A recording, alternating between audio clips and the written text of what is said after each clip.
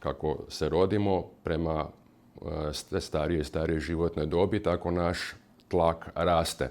Vrijednosti tlaka rastu. Naročito recimo kod žena nakon 50. godine života vrijednosti tlaka rastu jer pada koncentracija estrogena. Znači estrogeni su hormoni koji štite žene i od visokog tlaka i od neželjenih kardiovaskularnih događaja.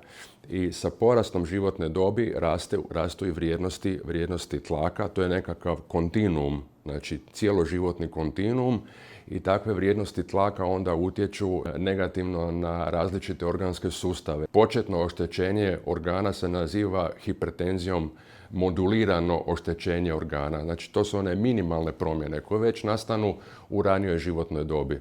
A naravno s napredovanjem godinama da se to pogoršava. I onda imamo različite manifestacije i na srcu, na krvnim žilama i kako sam već rekao na očima, očnoj pozadini, na bubrezima i slično.